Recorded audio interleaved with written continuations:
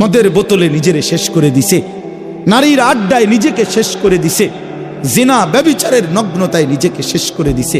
উলঙ্গ ছবি আর নর্তকী দেখতে দেখতে শরীর, স্বাস্থ্য, জীবন, যৌবন, রুচি, বিবেক সব শেষ করে হাইওয়ান, জানোয়ার, কুকুর, বিড়ালের মতো জিন্দিগি কাটাইতেছে।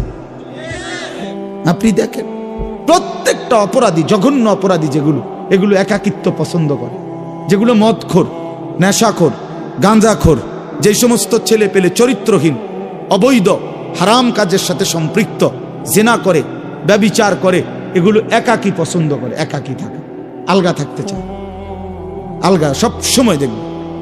এরা মানুষের সাথে মিশতে পারে না, পাপী যে, অভিশপ্ত যে, লানত যে তার উপরে, এই জন্য সবসময় সিফা সাফা কোনা কানায় টোকায়, সবসময় আড়াল খোঁজে, কারণ তার অপরাধের জন্য আড়াল দরকার। শুধু মৃত্যুর যন্ত্রণা, খোদার কসম কোরআন শরীফে আছে, আল্লাহ বলেন, বান্দা, নাফরমান পাপী বান্দা, মনে রেখো, শুধু মরণের জান কবজের যন্ত্রণাটাই সহ্য করতে পারত না। এইখানে আছে এই কথাটা। এই যে আয়াতগুলো আমি পড়ছি, ছোট্ট ছোট্ট আয়াত, আল্লাহ তাআলা বলেন, নাফরমান বান্দা, পাপী বান্দা, বেঈমান বান্দা, মৃত্যুর সময় যখন আসে তখন মালাকুল মউত আজরাইল আইসা, হাদিসে আছে, মালাকুল মউত আজরাইল আইসা ওই নাফরমানের কাছে এসে ডাক দেয়, হে অপবিত্র আত্মা, বের হ, উখরুজি ইলা সাখাতিল্লাহ, তোর আল্লাহর অসন্তুষ্টির দিকে বাইর, উখরুজ, এদিকে।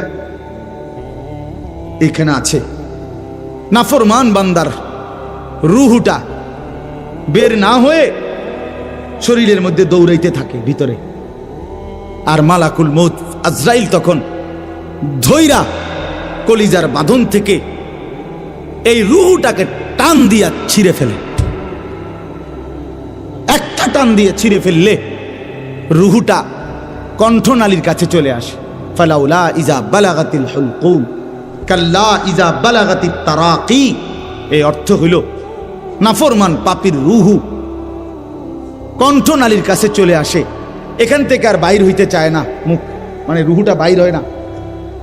আপনাদেরকে এরপরে বলি, নবীজির হাদিস, কি দিয়ে বুঝাবো, এখানে আছে একটা জিনিস দেখাই। এই যে দেখেন, আপনারা একটু দেখেন, এই যে এখানে এই যে টিস্যু পেপারটা, এইটা কিন্তু এই প্যাকেটটার ভিতর থেকে বের করাটা খুব সহজ। এই যে টান দিছি, বাইরে হয়ে গেছে আরামসে, ঠিক না? কিন্তু এইখানে একটা পলিথিন আছে, এই যে এই দেখেন, এটা একবারে এটার লগে একদম লাগানো টাইট করা। এই যে পলিথিনটা দেখছেন নি, এইটা কোনো আপনি টান দিলে এই চলে আসবে না, এটা কাপড়টা না আসে, কিন্তু পলিথিনটা এইটা টান দিলে স্বাভাবিকভাবে কি হবে না। তো এটা কি করতে হবে, এইটারে এরকম টাইনা টাইনা ছিটতে হবে, বুঝছেন নি? এটা বাইরে কি করতে হবে, ভেবে ছিটতে হবে। এই আল্লাহ রসুল বলছে, কসম আল্লাহ, আমি নিজে হাদিস পড়ছি, পড়াইছি, নবীজি বলছে, নাফরমানের রুহুটা কণ্ঠনালীর থেকে বের হতে চাইবে না, মালাকুল মউত আজরাইল ধৈরা এইভাবে সিরা টুকরা টুকরা করে টাইনা হেসরাইয়া বাইর করে তোর কলজা ছিঁড়া ফেলবে, তোর রুহু ছিঁড়া ফেলবে।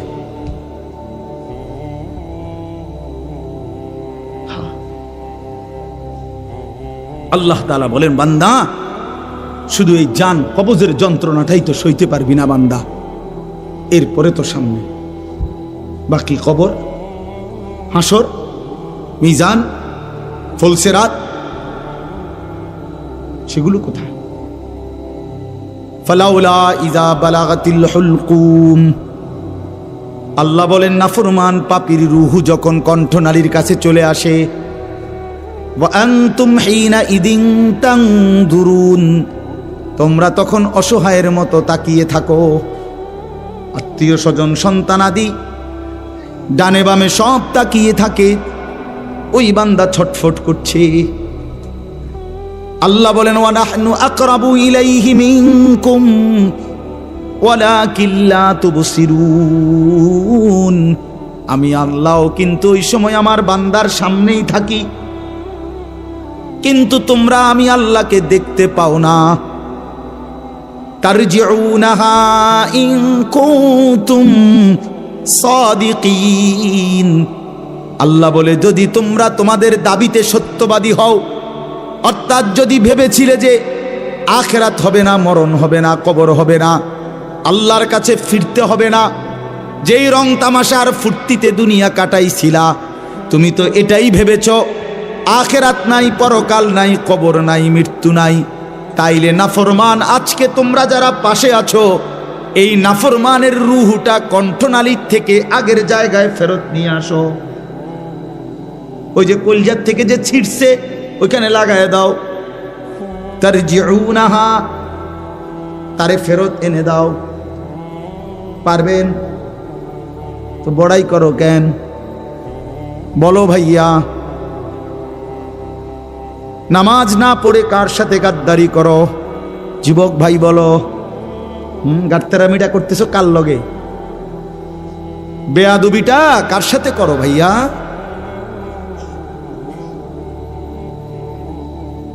ফজরের নামাজ যে কোনোদিনও পড়ো না, এই তেরামিটা কার লগে করতেছো?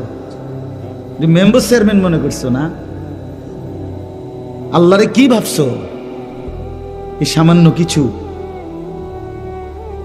হ্যাঁ? এতবার ডাকলাম, আল্লাহ বলবেন আর কি রে বেটা তুই কি পরিমাণ গাদ্দার রে, আমার ফেরেশতা তোরে একটা লাথি দিলে তো তুই বেটা 3 সাগর পার হইয়া দূরে পড়বি।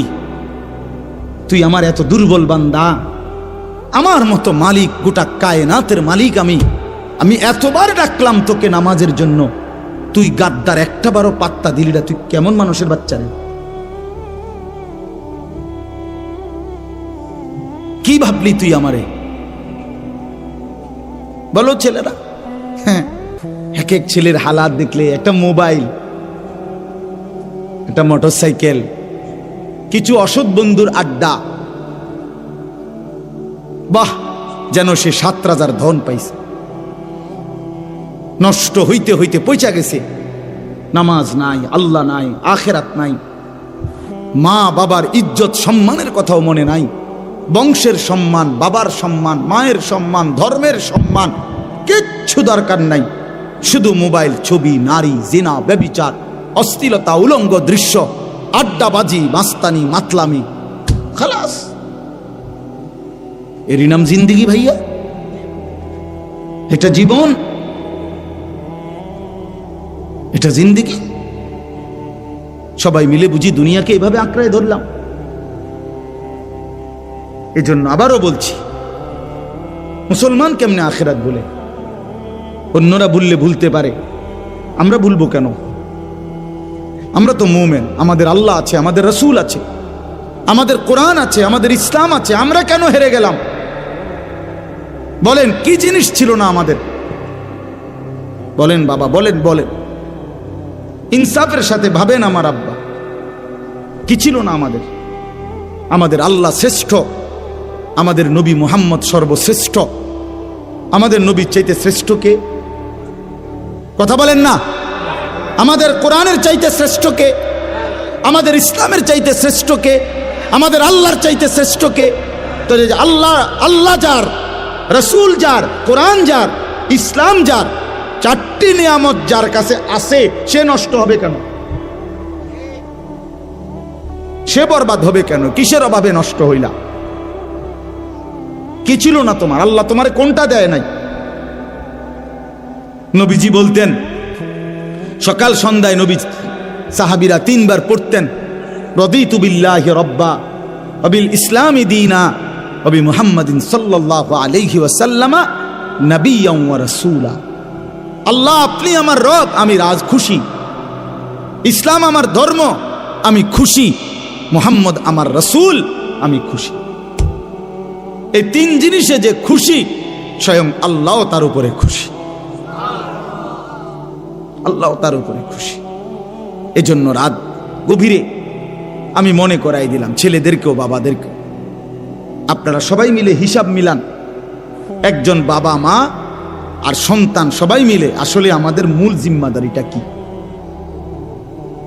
দুনিয়া বাদ দিতে বলি না ভাই, ঘর সংসার, দালান, বিল্ডিং, বাজার সদাই, সন্তান আদির কাপড় চোপড়, পোশাক আদি, বা অসুস্থ হইলে চিকিৎসা, এগুলো আল্লাহ তাআলা বা রাসূলুল্লাহ সাল্লাল্লাহু আলাইহি সাল্লাম বাদ দিতে বলছে? কথা বলেন না? বাদ। ইসলামে বাজার ব্যবসা নিষেধ, আয় উপার্জন নিষেধ, তো সমস্যা কোথায়? আপনারা এগুলো নিষেধ করলো কে? নিষেধ করছে হারামে না, নিষেধ করছে সুদ, নিষেধ করছে কিস্তি। আপনি আল্লাহর উপরে ভরসা করে দেখেন না যে হারাম ছাড়া চলতে পারেন কিনা? আপনি দেখেন, আপনি দেখেন আল্লাহর উপরে তাওয়াক্কুল করে। এজন্য আল্লাহ তাআলা দুনিয়া উপার্জন করতে নিষেধ করে নাই, শুধু দুনিয়া নিয়ে ব্যস্ত হওয়া, দুনিয়াটাকেই কলজাটার ভিতরে ভালোবাসা, শুধুই দুনিয়া, শুধু দুনিয়া, শুধু দুনিয়া, ঘুমাইতে ঘুমাইতে দুনিয়া, উঠতে উঠতে দুনিয়া। 90 বছরের বয়স্ক মানুষ, আমি সবাইরে বলছি না, আমি দেখছি মিয়া 80-90 বছরের বয়স্ক বাবা, আমার আত্মীয়, বিস্তার পড়ে গেছে, একদম সোজা হইয়া গেছে, উঠতে পারে না। এবার শেষ আগ্রহ হইল মরার আগে এর নাতিগার বউগা যদি ছাইয়ে যেতাম, তাহলে হেবড়ার আর কোনো দুঃখ ছিল না। একজন 90 বছরের বুড়া মুসলমানের ফিকির এটা। কথা বলেন না কেন? এই ছিল কথা। হ্যাঁ, বাড়ির উত্তর দিয়ে এই জমি কেন, এই 5 শতক জমি কেন যদি লইয়া দিয়া যাইতাম, তাহলে মইরেও আর আমার কোনো দুঃখ আছিল না। এই জমি আন হেবড়া লইয়া দিতে চাইতেছে, হেবড়া মরে না, নইলে আরো 2-4 বছর আগেই মরিয়া গেল, হইলে শুধু এই জমিয়ানের লেগে মরতে আসে না। এটা কথা মুমিনের, এই ছিল মুমিনের স্বপ্ন। কোরআন শরীফ শুনেন, কোরআনুল কারীমের মধ্যে আছে, আল্লাহ তাআলা বলেন, আম কুনতুম শুহাদা ইয হাদারা ইয়াকুবাল মাউত। আল্লাহ তাআলা ঘটনা শুনাইছে আমাদেরকে যে শোনো আমার বান্দারা, আমার নবী ইয়াকুব, জানেন না ইয়াকুব নবীর কথা? ওনার ছেলে ছিল 12 জন। ওই যে 10 বাইদে কুয়াত ফেলাই দিছে, এনে 10 জন। আর ইউসুফ আলাইহিস সালামের আপন ছোট ভাই একজন আছিল, বিনিয়ামিন। তো কয়জন হইল? এই 12 জন সন্তান ইয়াকুব নবীর মৃত্যুর সময় জীবিত ছিল। পরবর্তীতে তওবা কইরা 10 জন ছেলেও নেককার হয়ে গেছে। পিছনের যে অপরাধ করছিল ইউসুফ আলাইহিস সালামের উপরে জুলুম, এটার থেকে তো তারা কি করছে? তওবা করছে, তারা ফিরে আসছে, সবার সাথে সবার পরিচয় হয়েছে, অনেক ঘটনা আপনারা জানেন। তো মৃত্যুর সময় ইয়াকুব আলাইহিস সালাম, কোরআন শরীফে আছে, উনি ওনার 12 জন ছেলেকে একত্র করে মৃত্যুর মুখে একটা কথাই শুধু জিজ্ঞেস করছে, মা তা'বুদুনা মিন বাদি। আমার সন্তানরা, আমি মৃত্যুর মুখোমুখি হয়ে শুধু জানতে চাই, আমার পরে তোমরা কার ইবাদত করবে? সরাসরি কোরআনের আয়াত। ক্বালু না'বুদু ইলাহাকা ওয়া ইলাহা আবাইকা। ছেলেরা একসাথে বলে উঠল, বাবা আপনি কোনো চিন্তা করবেন না, আপনার মৃত্যুর পরেও আপনার যিনি ইলাহ, আপনার পূর্বপুরুষ ইব্রাহিম নবী, ইসমাইল, ইসহাক নবীর যিনি ইলাহ, আমরা সেই আল্লাহর ইবাদতই করে যাব। খালাস। ইয়াকুব আলাইহিস সালাম নিশ্চিন্তে বললেন, আমার আর কোনো পেরেশানি নেই।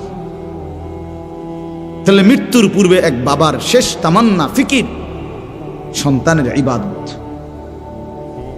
কোরআন শরীফে আছে, ইব্রাহিম আলাইহিস সালাম আল্লাহর কাছে দোয়া করতেন, রব্বি জালনি মুকিমাস সালাতি ওয়া মিন যুররিয়াতি রব্বানা ওয়া তাকাব্বাল দুআ।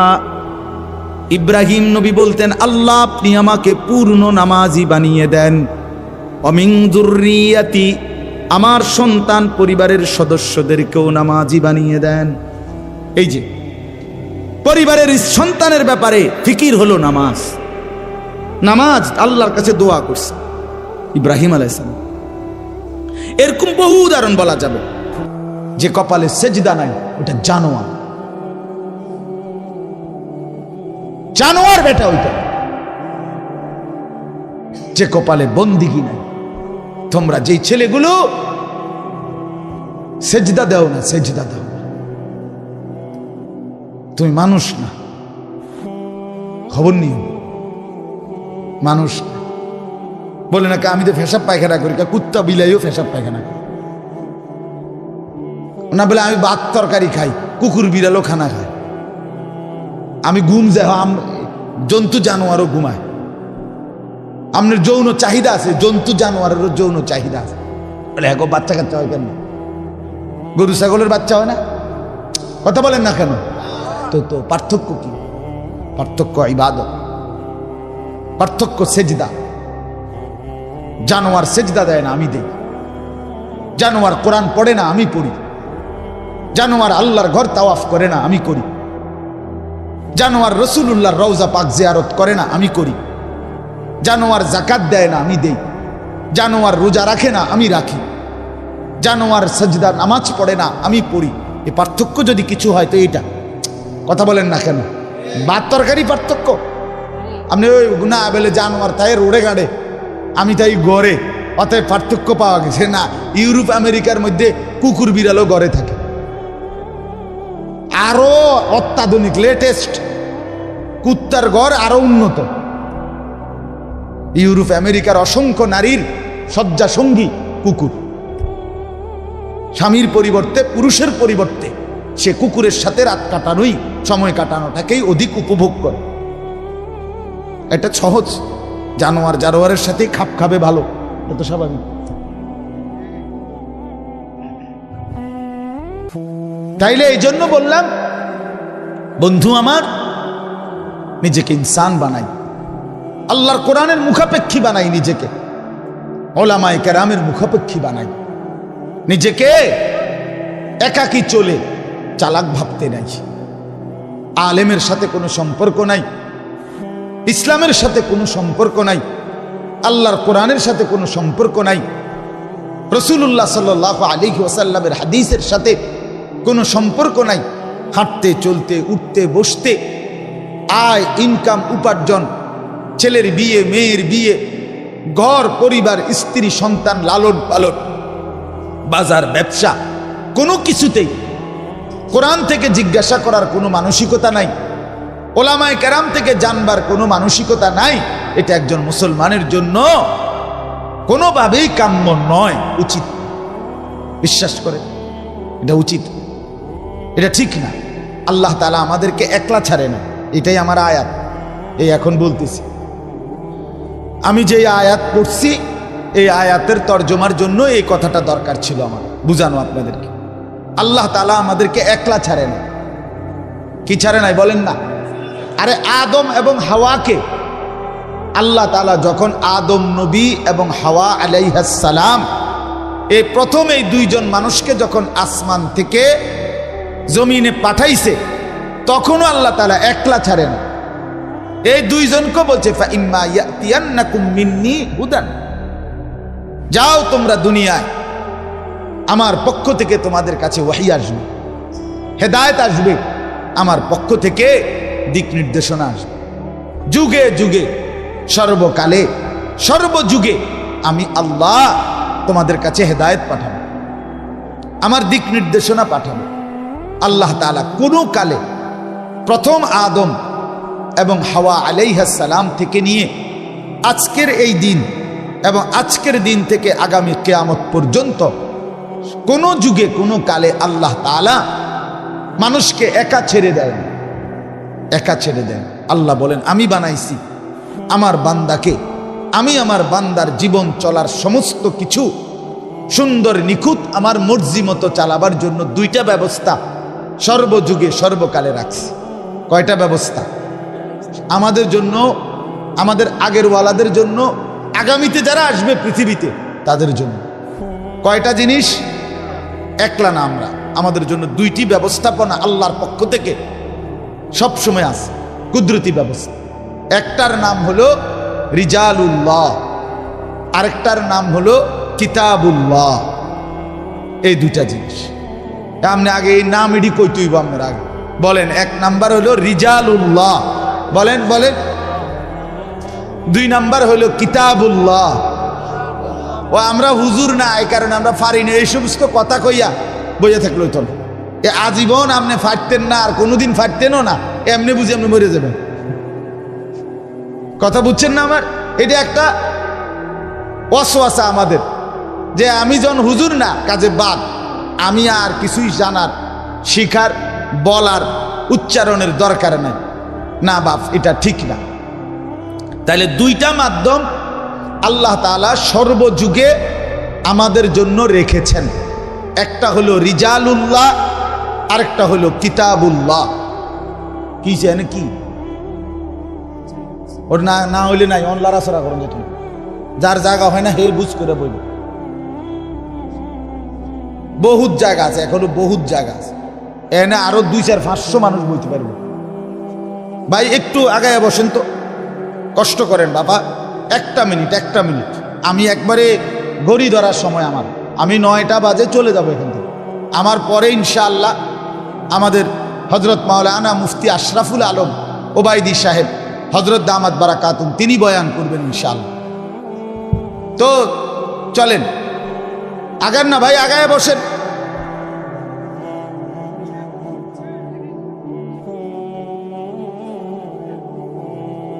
মাশাআল্লাহ, বইব, শুনেন, যে বইতে চাহে বইতে পারে। কিছু আছে এমনি রং চাইতে আছে, বইবার নিয়ত থাকলে এনে বহুত জায়গা আছে, বেটার একারে সব বাইল করে দিতে হবে, এরকম কি দরকার? উনি এই বইয়ে লেবে এক ফাঁকে দিয়ে। বসেন সবাই, কথা বলেন না, চাচা আমনে বসেন, বসে যার দরকার হে বইব। তো বলতেছি দুইটা জিনিস, কথাটা মনোযোগ দিয়ে বোঝেন। দুইটি জিনিস সর্বযুগে মানুষের হেদায়েতের জন্য আল্লাহ তাআলা প্রেরণ করেছেন। একটা হলো রিজালুল্লাহ, বলেন কি? আরেকটা হলো কিতাবুল্লাহ। রিজালুল্লাহ মানে কি? মানে হলো আল্লাহ তাআলা তার পক্ষ থেকে সর্বকালে সর্বযুগে মানুষের হেদায়েত, মানুষকে দিক নির্দেশনা দেওয়ার জন্য আল্লাহ তাআলা তার পক্ষ থেকে মনোনীত ব্যক্তি, মনোনীত পুরুষ আল্লাহ তাআলা এই পৃথিবীতে পাঠিয়েছে। এটাকে বলে রিজাল, মনোনীত পুরুষ, মনোনীত ব্যক্তি। সেই আদম আলাইহিস সালাম থেকে নিয়ে আমাদের নবী সাল্লাল্লাহু আলাইহি ওয়াসাল্লাম, আখিরি পয়গম্বর নবী মুহাম্মদ সাল্লাল্লাহু আলাইহি সাল্লাম, এই উনি পর্যন্ত আল্লাহ তাআলার ওই মনোনীত ব্যক্তি যারা যুগে যুগে কালে কালে মানুষের হেদায়েত এবং কল্যাণের জন্য, দিক নির্দেশনার জন্য, আল্লাহর কাছে ফিরাবার জন্য পাঠিয়েছেন আল্লাহ যাদেরকে, তাদেরকে বলা হয় নবী এবং রসুল। এরাই রিজাল, এরা আল্লাহর পক্ষ থেকে মনোনীত ব্যক্তি, মনোনীত পুরুষ।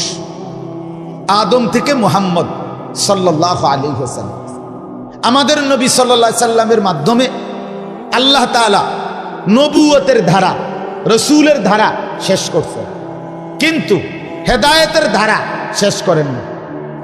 কথা বুঝছেন নি আপনি? নবুয়তের ধারা কি করছেন? শেষ করছেন, কিন্তু হেদায়েতের ধারা কি করেন নাই? শেষ। আল্লাহর ওয়াদা, কিয়ামত পর্যন্ত আমি মনোনীত ব্যক্তি পাঠাবো। আল্লাহ তাআলা নবী এবং রসুলের পরে মনে করেন আখিরি নবী সাল্লাল্লাহু আলাইহি ওয়াসাল্লাম, তিনি শেষ নবী। নবীজি নিজে বলছেন, আনা খাতামুন নবিয়্যিন লা নবিয়্যা বা'দি, আমি আখিরি নবী, আমার পরে আর কোনো নবী নেই।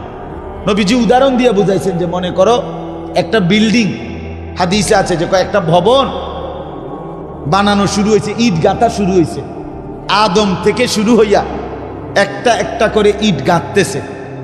ঈসা নবী পর্যন্ত আইসা পুরা বিল্ডিং এর মধ্যে যতটা ইট দরকার সবগুলো ইট গাঁথনি শেষ, ইল্লা মাউদা লাবিনাতিন, কেবল একটি ইটের জায়গা, মনে করেন যে এটা সাইজ, একটা ইটের জায়গা শুধু বাকি, আর পুরা ইট গাঁথা গাঁথনি শেষ। তো রাসূলুল্লাহ সাল্লাল্লাহু আলাইহি সাল্লাম বলেন, এই সুন্দর বিল্ডিংটা দেখবার জন্য দলে দলে লোক আসতেছে, সবাই দেখা চমৎকার, খুব সুন্দর হয়েছে, কিন্তু সবাই একটা কথা বলে বলে যায় যে এই একটা ইটের জায়গা, এটা কেন খালি, এই ইটটা লাগাচ্ছে না কেন? হাল্লা ওয়াদাআতিল লাবিনা, আহা যদি এই ইটটাও লাগাই দিত তাহলে তো বিল্ডিংটা পূর্ণই হয়ে যেত। আল্লাহর নবী সাল্লাল্লাহু আলাইহি ওয়াসাল্লাম তিনি বলেন, আমি মুহাম্মদ আসলাম শেষ ইটটাও লেগে গেল। আনাল লাবিনা, আখিরি ইট আমি মুহাম্মদ। আমি সেই ইট যেটার অপেক্ষায় ছিল সবাই, যে এই ইটটা লাগাচ্ছে না কেন, এই ইটটা লাগাচ্ছে না কেন, এই ইটটা। নবীজি বলেন আমি আসলাম, সেই ইটটা লাগানো হয়ে গেল, আমি হলাম আখিরি ইট, আমি শেষ নবী। আমার দ্বারা নবুয়তের বিল্ডিং, রিসালতের বিল্ডিং শেষ হয়ে গেল।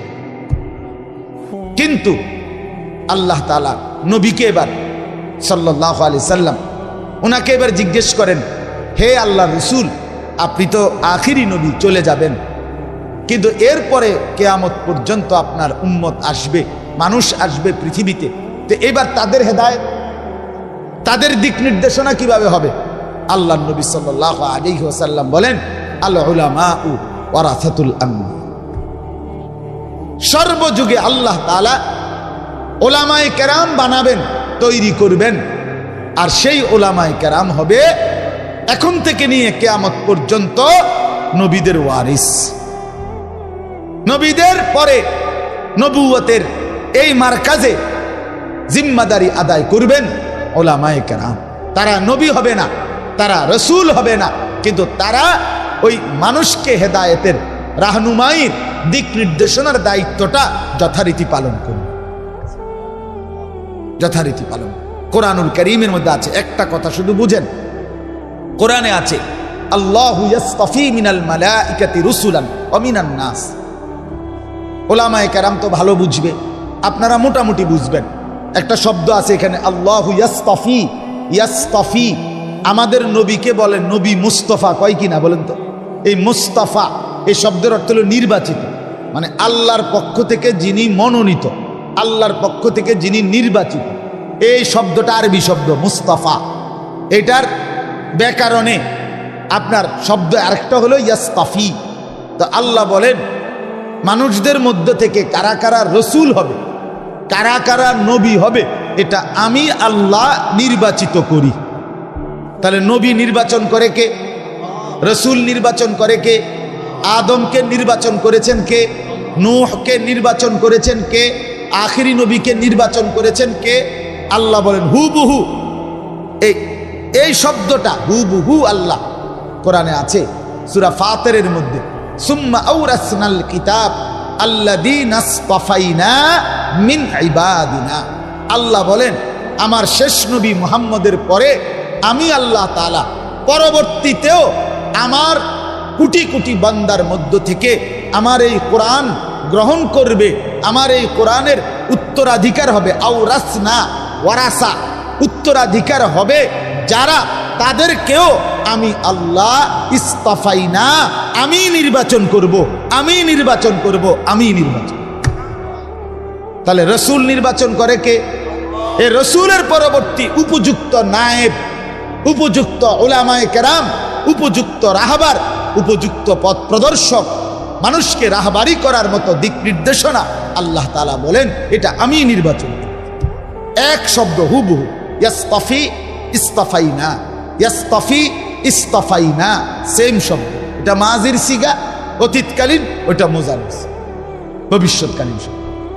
এই জন্য আল্লাহ তাআলা যুগে যুগে আল্লাহর পক্ষ থেকে রাসূলুল্লাহ সাল্লাল্লাহু আলাইহি সাল্লামের পরেও কিয়ামত পর্যন্ত কত সময়, এই আমাদের নবীর পরে আজকে প্রায় ১৫০০ বছরের কাছাকাছি, এই ১৫০০ বছরে কত ঝড়, কত তুফান, কত মহামারী, কত বন্যা, কত দুর্ভিক্ষ, কত আফত, কত মুসিবত, কত জুলুম, কত নির্যাতন, কত অন্যায়, কত অবিচার, কত অত্যাচার মুসলমানদের উপরে গেছে পৃথিবীতে এই ১৫০০ বছর। কিন্তু কসম আল্লাহর, আপনারা যদি খোঁজ নেন বুঝবেন এইটা, বা কোনো বিবেকবানকে যদি জিজ্ঞেস করেন তাও বুঝবেন, এই ১৫০০ বছরে আল্লাহর জমিনে যত ঝড়ঝাপটাই হোক, কোনো কালে ওলামায়ে কেরাম শূন্য পৃথিবী একদিনও ছিল না। এটা আল্লাহর নিজাম, আল্লাহর সিস্টেম, এটা আল্লাহর ওয়াদা। এটা জমিন আমি রিজাল থেকে বুঝানেওয়ালা, আমার রাহবারি করবে, আমার দিন বুঝাবে, আমার কোরআন বুঝাবে, আমার বন্ধুর হাদিস বুঝাবে, আখিরাতের পথ দেখাবে, জাহান্নাম থেকে বাঁচবার কথা বলবে, জান্নাতে যাওয়ার কথা বলবে। এরকম বুঝাইন না লোক, এরকম বলুন না মানুষ থেকে জমিন আমি আল্লাহ একদিন 1 ঘন্টাও খালি রাখবো না। কথা বুঝাইতে পারলাম নি? কথা এটা জরুরি বিষয়। অতএব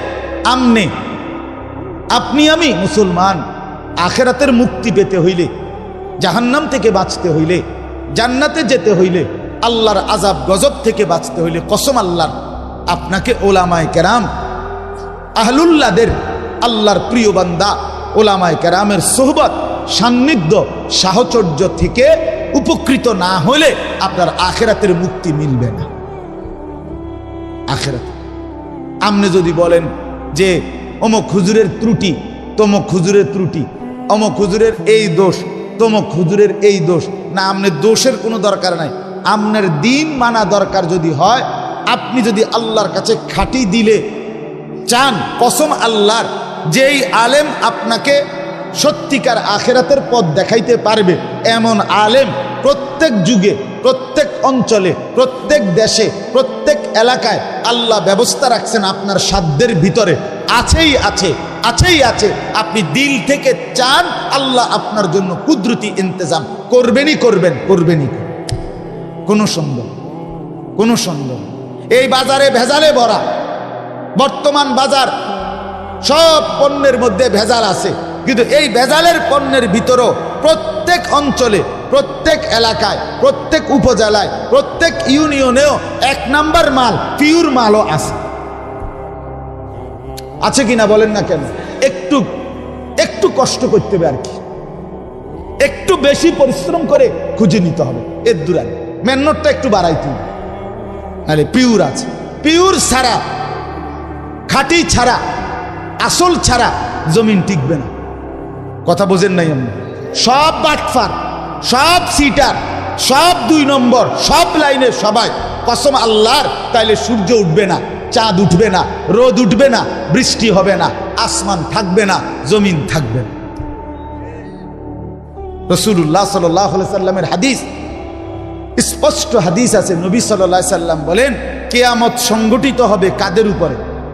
কিয়ামত সংগঠিত হবে, রাসূলুল্লাহ বলেন, লা তাকুমুস সাআতু ইল্লা আলা শিরারিল খালক।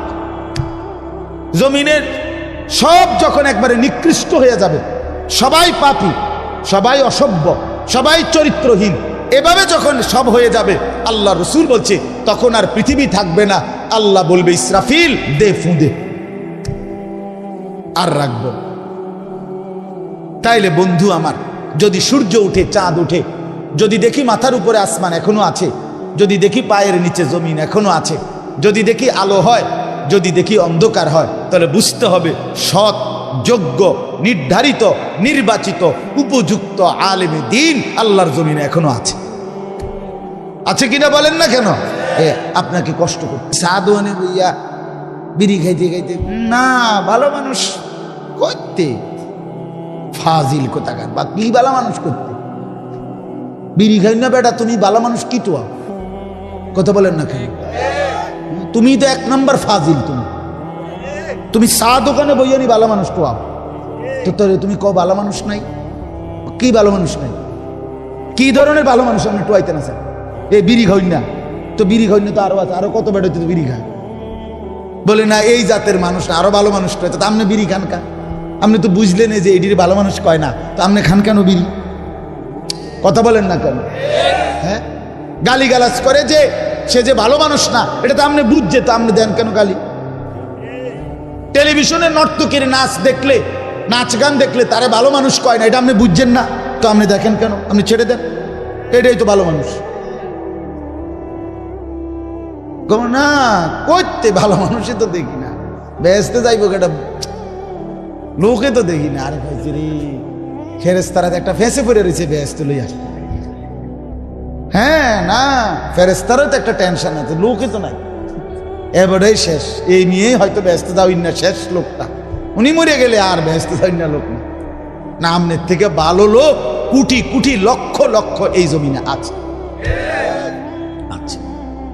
সেজদাওয়ালা বান্দা আছে, আল্লাহর গোলামি করে নেওয়ালা বান্দা আছে কিনা বলেন না?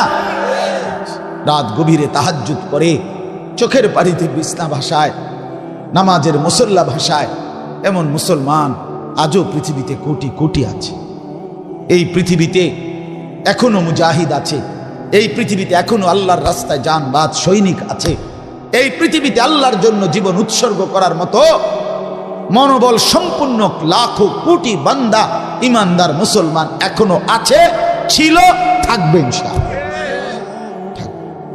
180 কোটি মুসলমান, ইসরায়েলের ইহুদিরা আমাদের এই 180 কোটি মুসলমান, 57টি মুসলিম রাষ্ট্র আমাদেরকে 2 পয়সাও পাত্তা দেয় না, আমাদেরকে ভয় করে না তারা।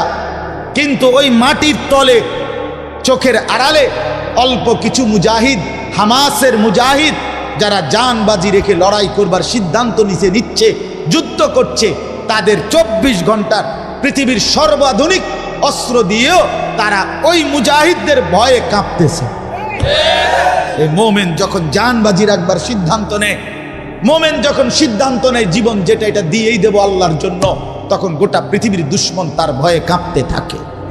আমরা বীরু, আমরা কাপুরুষ, আমরা দুনিয়ার লোভী হয়ে গেছি, আমরা সম্পদের লোভী, আমরা দুনিয়ার লোভী, আমরা ক্ষমতার লোভী, আমরা এই বাড়ি ঘর দালান বিল্ডিং নিয়ে কারাকারি, কত মিথ্যা, কত চুরি, কত বাটপারি, কত ধোঁকা, কত ওজনে কম দেওয়া, কত সুদ, কত ঘুষ, কত নাচ গান, এই নাফরমানির মধ্যে লিপ্ত থাকার কারণে কোনো কাফের বেঈমান আমগরে 2 পয়সাও পাত্তা দেয় না। যদি আমরা ফিরতে পারি মুসলমান, এই যুবক, যদি তোমরা নামাজি হইতা, যদি তোমরা ফজরের নামাজ পড়তা, যদি তোমরা আল্লাহর কোরআন পড়তা, যদি তোমরা কাফের বেঈমানদের মতো চুল না রেখে চারদিক দিয়া সমান চুল রাখতা, কসম আল্লাহর, যদি দিবা নিশি ফালতু মোবাইল না টিপতা, আল্লাহর কসম তোমাদের যুবকদের ভয়ে গোটা পৃথিবীর বেঈমান কাঁপত। আজ হেরে গেছি যুবক তোমাদের কারণে, আজ হেরে গেছি আমরা, আজ পারছি না আমরা তোমাদের কারণে, তোমাদেরকে বুঝাইতে পারছি না। তোমরা সেজদাকে পছন্দ করো না, তোমরা 5 ওয়াক্ত নামাজকে পছন্দ করো না। আমার ছেলেরা, তোমরা সারাক্ষণ মোবাইলে উলঙ্গ ছবি, নাচ গান, সারা রাত জিনা ব্যভিচারের দৃশ্য দেখেই মজা পাচ্ছ। রাস্তার মেয়ে তোমাদের কারণে নিরাপদ না, মানুষের বোন, মানুষের কন্যা, মানুষের বিবি, কেউ তোমাদের টিটকারির সামনে, তোমাদের রাক্ষসের মতো চেয়ে থাকার সামনে নিরাপদ না। আজ মুসলমান ভাইয়ের কারণে মুসলমান বোন হাঁটতে পারে না, মুসলমানের ভাইয়ের কারণে মুসলমানের মা হাঁটতে পারে না, মুসলমানের স্ত্রী হাঁটতে পারে না। 2 পাশ দিয়া রাস্তায় রাক্ষসের মতো, জানোয়ারের মতো বড় বড় চোখ নিয়া তাকাইয়া উপভোগ করে। এত অসভ্য, এত নোংরা হলে এই মানুষগুলোকে কেমনে বাতিল ভয় পাবে? আমাদেরকে ভয় পারে না। এই কারণে আমরা যদি সেজদাওয়ালা হইতাম, কসম আল্লাহর, আল্লাহর কসম, সারা পৃথিবীর বেঈমান আমাদের ভয়ে কাঁপত। একটা উদাহরণ দেই, মিশর বিজয়ের সময় রাসূলুল্লাহ সাল্লাল্লাহু আলাইহি সাল্লামের একজন সাহাবীর নাম ছিল সাইয়্যিদুনা আমর ইবনুল আস রাদিয়াল্লাহু তাআলা আনহু। ইসলামের ইতিহাসের একজন বিখ্যাত সাহাবী নবীজির, এবং বহু অঞ্চল বিজয় করছিলেন তিনি। তো একবার উনি এক যুদ্ধের রওনা দিচ্ছিলেন, তখন খ্রিস্টানরা কৌশল করে একটা বড় বাজার এলাকা দিয়া ওই অঞ্চলে যাইতে হবে যুদ্ধের ময়দানে। তো খ্রিস্টানরা তাদের সুন্দরী রূপসী নারী মেয়েদেরকে সাজায়া গুজায়া এই রাস্তার 2 পাশে দাঁড় করাইছে। সরাসরি আমরা কিতাবে, আরবি কিতাবে পড়ছি। 2 পাশে দাঁড় করাইছে, 2 পাশে দাঁড় করাইয়া বলছে, তোরা যেই পুরুষটাই মুসলমান তোদের দিকে তাকাবে, তোরা তোদের রূপ দিয়া যেভাবেই পারো তারে টাইনে এক সাইড কইরা তার সাথে যেভাবে হোক অপকর্ম, জিনা, ব্যভিচারে লিপ্ত করায় দিবা, তাইলে মুসলমানের শক্তি দুর্বল হয়ে যাবে। মুসলমানের সেনাপতি আমর ইবনুল আস রাদিয়াল্লাহু তাআলা আনহুর কানে এই কথাটা পৌঁছে, গুপ্তচর আইসা বলছে যে খ্রিস্টানরা কৌশল হিসাবে 2 পাশে তাদের নারীদেরকে, মেয়েদেরকে সাজায়া গুজায়া দাঁড় করায় রাখছে। কসম আল্লাহর, আমরা কিতাবে পড়ছি। আহা, রাসূলুল্লাহর এই সাহাবী সেনাপতি ওই বাজার আসবার আগে আগেই সাহাবায়ে কেরাম সেনাবাহিনীর উদ্দেশ্যে একটা শুধু আয়াত কোরআনের বলছে, কুল্লিল মুমিনিনা ইয়াগুদ্দু মিন আবসারিহিম, হে মুমিনরা সবাই চোখ নিচের দিকে নামিয়ে রাখো। এই আয়াতটা পড়ছে, এরপরে বলছে চলো আবার রওনা দাও।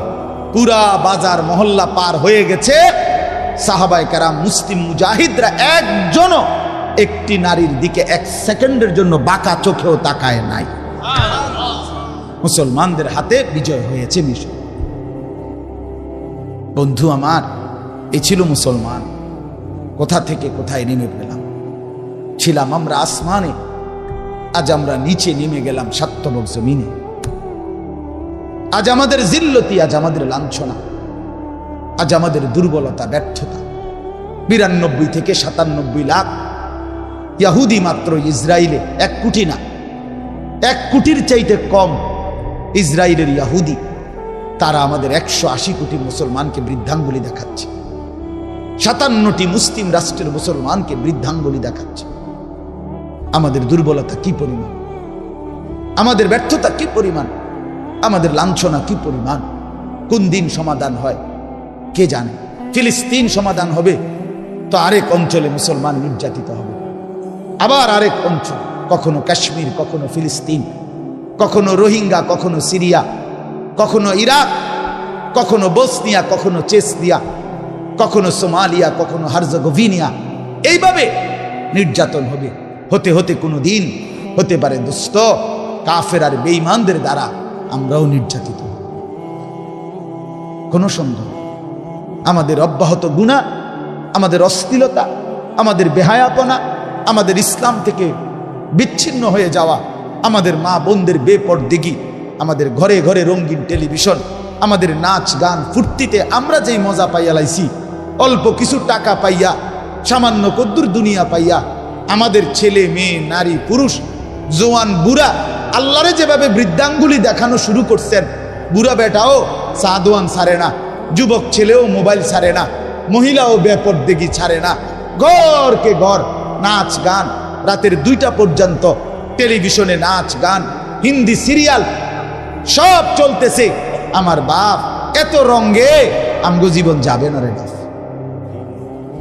আমরা বেশি রং পাইয়া লাইছি, আমরা বেশি তামসা শুরু করছি, আমাদের বেশি তামসা শুরু হয়েছে। এই জন্য আমি অনুরোধ করলাম, আমার কথা শেষ। আল্লাহ তাআলা এখানে বলছেন যে আমি প্রত্যেক জামানায় আমি রিজাল পাঠিয়েছি, আমি তাদের কাছে ওয়াহি পাঠাইছি। তোমরা যা যা জানো না তাদের থেকে জেনে নাও বান্দা। নিজে নিজে চইল না, মন মতো চইল না। আর একটা হলো এর সাথেই আছে, আল্লাহ তাআলা দ্বিতীয় আরেকটা জিনিস সর্বযুগে পাঠাইছেন, সেটা হলো কিতাবুল্লাহ, আল্লাহর পক্ষ থেকে কিতাব। আল্লাহর পক্ষ থেকে কি কিতাব?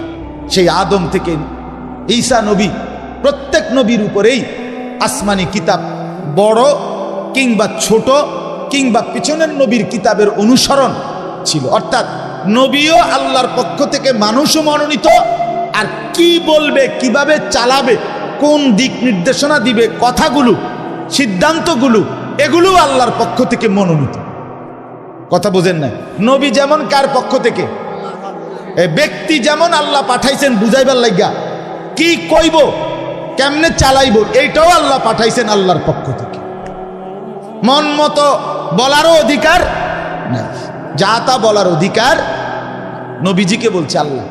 কোরআনে আছে, ওয়ালাউ তাকাব্বালা আলাইনা বা'দাল আকাবিল লাআখাযনা মিনহু বিল ইয়ামিন সুম্মা লাকাতা'না মিনহুল ওয়াতিন। আরে বাপ, এটা সাংঘাতিক কথা, কাঁপার মতো কথা এটা।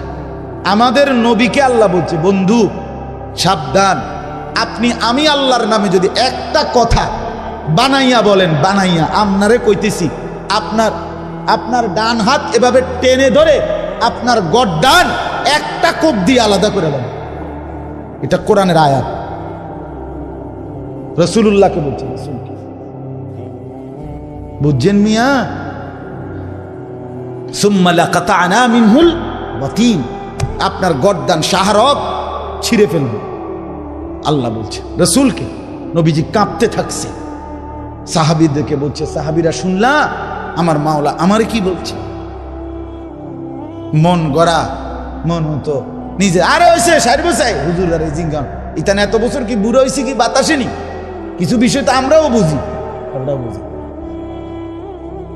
হাবড়াও বুঝি। আরে দুই চারজন বেড়া হুজুর তো বেড়া ফকেটে রাহি সবসময় বেড়া। আরে বাপরে, 2-4 জন হুজুর হেবড়া ফকেটে রাহে, এটা সালের বস্তা, হেবড়ার ফকেট। হুজুরের ভিতরে বান্ধিয়ে ধো। ফাজিল, এরকম ফাজিল আছে কিনা বলেন না কেন? পণ্ডিত কোথাকার বেটা। আল্লাহ তাআলা নিষেধ করছেন একটা শব্দ নিজের থেকে বলবেন, একটা শব্দ। রাসূলের জন্য অনুমতি নাই, আপনার আমার লাগে অনুমতি আছে কোনো? কতভাবে বলছে কথা, এটা বিশ্বাস করেন। কোরআন শরীফের 3 ভাগের 2 ভাগ, 2/3 আয়াত আখিরাত, পরকাল, কবর, হাসর, মিজান, ফুলসিরাত, জান্নাত, জাহান্নাম, আখিরাত, কিয়ামত, ইসরাফিলের ফু, পৃথিবীর ধ্বংস হবে। এ কথাই বারবার বারবার কোরআনে। ইজা সামাউন ফাতারাত, ইজা সামাউন শাক্কাত, ইজা শামসু কুవ్বিরাত, লা উকসিমু বিয়াউমিল কিয়ামা, ইজা ওয়াকাআতিল ওয়াকিআ। আল্লাহ তাআলা বলেছে ফাইদা বারিকাল বাসার, ইন্না জালজালাতাস সাআতি শাইউন আযীম, আম্মা ইয়াতাসাআলুন, হাল আতাকা হাদিসুল গাশিয়া, আল হাক্কাতু মাল হাক্কা, আল কারিআতু মাল কারিআ, ইজা জুলজিলাতিল আরদু জিলজালাহা, আলহাকুমুত তাকাসুর হাত্তা যুরতুমুল মাকাবির। সব এক কথা, আখিরাত সব কি? তো মালিক এতবার বললেন কেন? আল্লাহ এতবার বললেন কেন? ঘুরে ঘুরে বলছে বারবার বারবার বারবার বারবার বারবার। পৃথিবী রাখবো না বাদ। কাল্লা ইদা দুঃখাতিল আরদু দাক্কান দাক্কা, ইদা রাজ্জাতিল আরদু রাজ্জান রাজ্জা, অবুসাতিল জিবালু বাসসা, ইয়াউমা ইয়াকুনুন নাসু কাল ফারাশিল মাবসুস ওয়া তাকুনুল জিবালু কাল ইহনিল মানফুশ। এভাবে বারবার সব ভাঙা ফেলবো বান্দা, চুর চুর করে ফেলবো। আসমান ভেঙে যাবে, জমিন রেজা রেজা হবে, পাহাড় তুলার মতো উঠতে থাকবে, সাগর নদীর পানি সব শুকায় যাবে, গোটা কায়নাত দারহাম বারহাম তসনস করে ফেলবো, তসনস করে ফেলবো। তুমিও থাকবা না, দুনিয়াও থাকবে না। কিত্তা হুদা দৌড়াও, কি ফায়দা, কি ফায়দা? এই জন্য নওজোয়ান ভাই, ফিরে আসো আল্লাহর দিকে। নারীর ওই চেহারাতে সুখ নাই, মোবাইলের ওই নর্তকীতে সুখ নাই, উলঙ্গ ওই ছবিতে সুখ নাই, জিনা ব্যভিচারের দৃশ্যের মধ্যে সুখ নাই, পরের নারী দেখে তৃপ্তি হয় না। হালাল স্ত্রীর জন্য অপেক্ষা করো, সুখ মিলবে, তৃপ্তি মিলবে, সুকুন মিলবে, ভালোবাসা মিলবে, রহমত মিলবে, মায়া মিলবে। আল্লাহর ওয়াদা। আল্লাহ বলেন আমি যাকে হালাল স্ত্রী হিসেবে তোমাকে দেব, তার কাছ থেকে তুমি 3টা জিনিস পাইবা। 1 নাম্বার সুকুন, হৃদয়ের প্রশান্তি। 2 নাম্বার মাওয়াদ্দাতান, ভালোবাসা। 3 নাম্বার রাহমাতান, দয়া মায়া।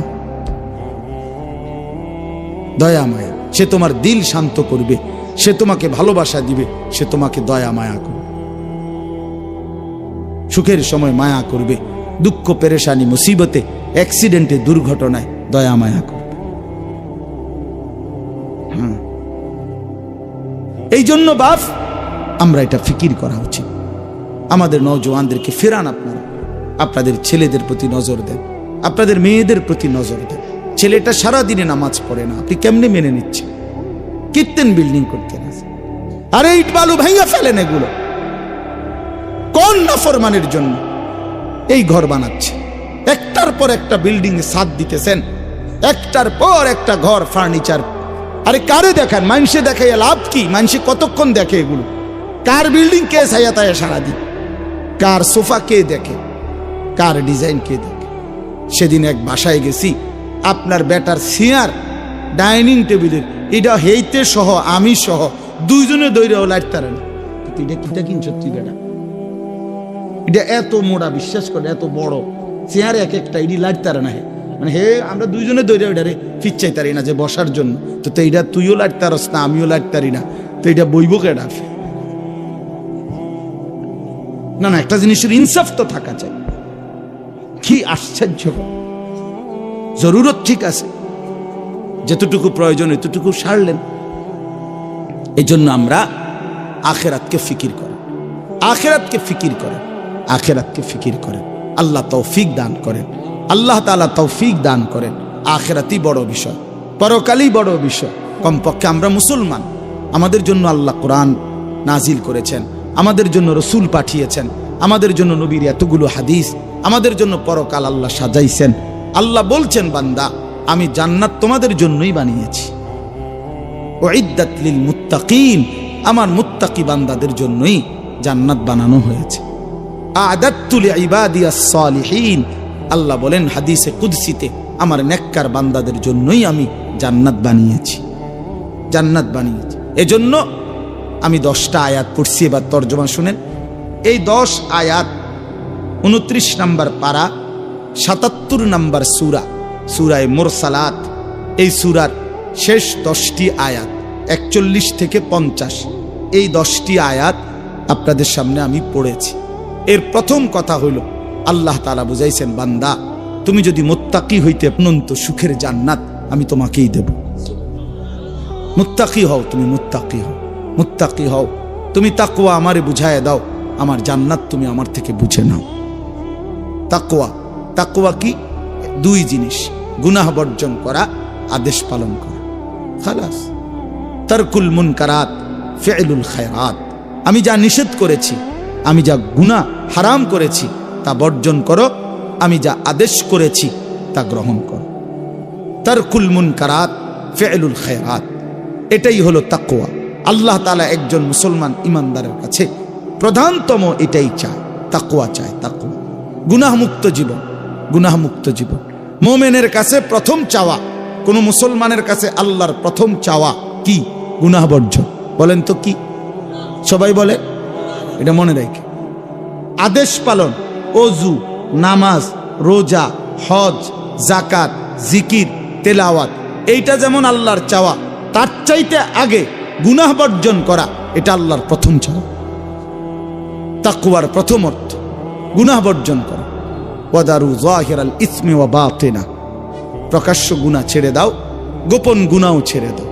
ওয়ালা তাকরাবুল ফাওয়াহিশা মা যাহারা মিনহা ওয়া মা বাতান, আল্লাহ বলে প্রকাশ্য গোপন কোনো অশ্লীলতা বেহায়াপনার কাছেও যেও না। আল্লাহ বলেন ওয়ালা তাকরাবুজ জিনা, জিনা ব্যভিচারের কাছেও যেও না। আল্লাহ তাআলা বলেন ইন্নামাল খামরু ওয়াল মাইসিরু ওয়াল আনসাবু ওয়াল আজলামু রিজসুম মিন আমালিশ শাইতান ফাজতানিবুহু, মদ, জুয়া, ভাগ্য নির্ধারক তীর, মূর্তির বেদী, এগুলো আমি আল্লাহ তাআলা নিকৃষ্ট, নাপাকি, বেহায়া, এগুলো রিজ, মন্দ, অপছন্দনীয়। ফাজতানিবুহু, এগুলো তোমরা ছেড়ে দাও, এগুলো তোমরা ছেড়ে দাও। এইভাবে বারবার আল্লাহ কোরআন শরীফে বলছে, বান্দা গুনাহ ছাড়ো, গুনাহ ছাড়ো, গুনাহ ছাড়ো, গুনাহ ছাড়ো, গুনাহ ছাড়ো। যেই ইমানদার গুনাহ ছাড়ার মেহনত করে, নেক কাজ তার দ্বারা হতেই থাকে, হতেই থাকে। গুনাহ ত্যাগ করিলে নেক কাজ অটোমেটিকলি চলে আসে, চলে আসে। হ্যাঁ হ্যাঁ, এটা নিয়ম, এটা অটোমেটিকলি আসবে। আপনারে আমি সহজ উদাহরণ বলি, যে ব্যক্তি মিথ্যা বলে না, তো তার বাকি কথা সবই তো সত্যই, এটার না বুঝার কি আছে? যে হারাম রোজগার করে না, তো তার বাকি রোজগার সবই হালাল, এটা কিছু না বুঝার আছে কিছু? এটা অটোমেটিক সিস্টেম। যে গান দেখে না, নাচ দেখে না, নারী দেখে না, ছবি দেখে না, নাটক দেখে না, সিনেমা দেখে না, তো সে যে বাকি টাইম আল্লাহর কোরআন পড়বে, জিকির করবে, তেলাওয়াত করবে, আল্লাহরে ডাকবে, এটা তো সহজ কথা, এটা একদম সহজ হিসাব।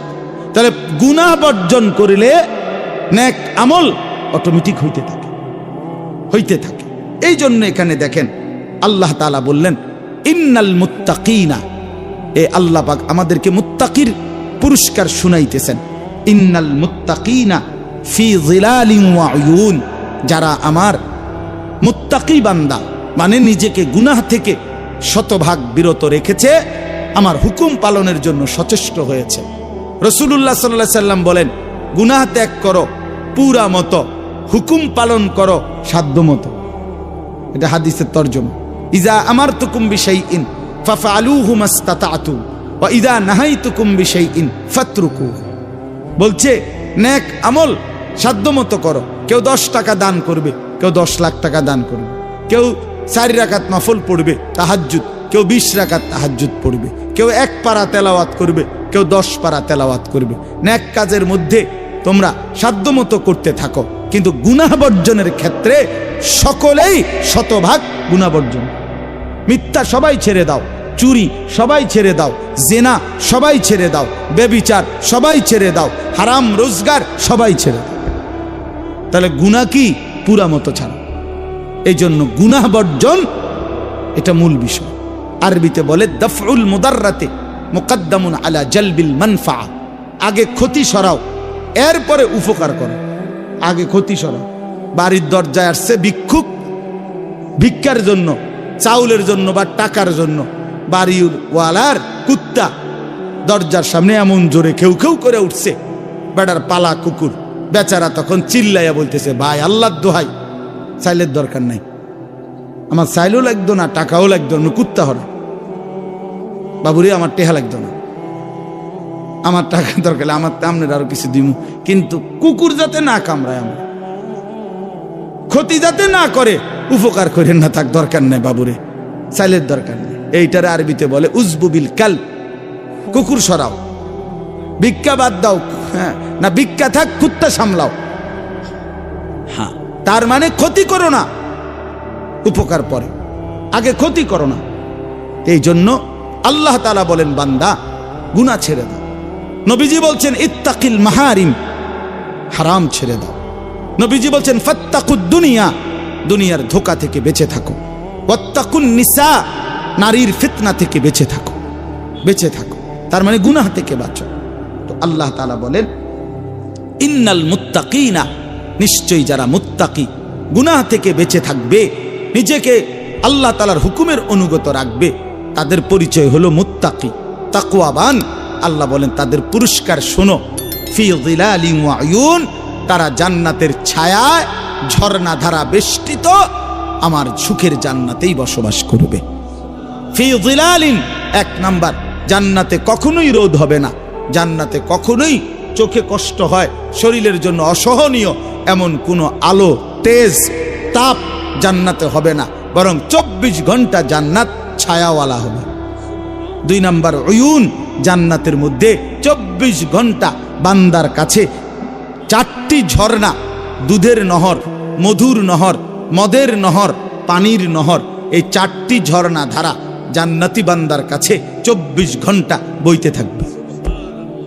এই জন্য একটা জিনিস খেয়াল করেন, যারা কোরআন শরীফ পড়েন দেখবেন জান্নাতের বর্ণনার মধ্যে আকসার, অধিকাংশই আয়াতের সাথে একটা কথা আছে, তাজরি মিন তাহতিহাল আনহার, জান্নাতিন তাজরি মিন তাহতিহাল আনহার খালিদিনা ফি, এটা কুদুর ফরফরে আছে জান্নাতের।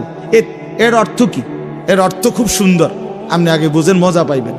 4টা নহর, দুধের নহর, নহর মানে ঝর্ণা, নদী, তো দুধের নহর, মধুর নহর, মদের নহর, পানির নহর, এই 4টি ঝর্ণা জান্নাতি বান্দার জন্য সারাক্ষণ থাকবে।